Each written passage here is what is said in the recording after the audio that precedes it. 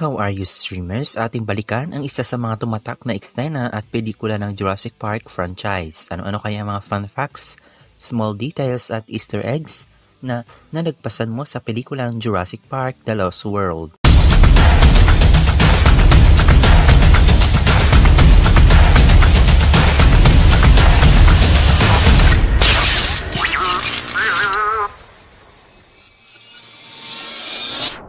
Before we begin, you can comment down below to join in my custom shoutout.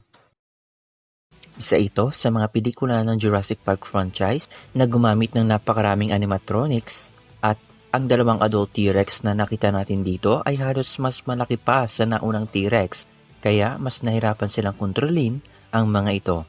At kung titignan nyo maigi ang mga ngipin ng lalaking T-Rex, ang ilan ay sira at nawawala. Maaaring siya ay nakipaglaban sa iba pang lalaking T-Rex para sa babae o sa dominante. O kulang lang talaga. Matapos nilang hatiin sa dalawa si Eddie, mapapansin natin na hindi kinain ng babaeng T-Rex ang binti niya.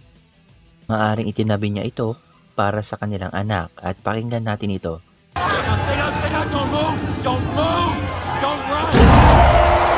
Isa sa mga reference sa sinabi ni Dr. Alan Grant mula sa unang pelikula.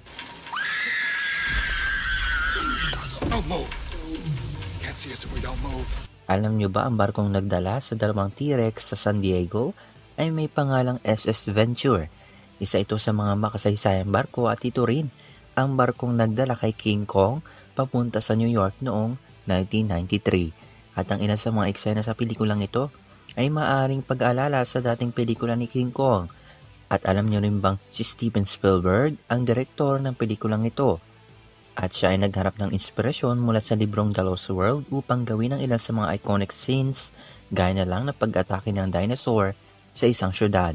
At kung mapapansin nyo ang lalaking ito, na kung saan siya ay kinain ng T-Rex, siya ay si David Koepp, ang screenwriter ng Jurassic Park franchise. Overall, ang ilang eksena rito ay halos umikot sa nobela na Jurassic Park, at ang ilan ay reference mula sa iba't ibang pelikula. At yan ang ilan sa mga nakita ko at nahinuha ko sa pelikulang ito.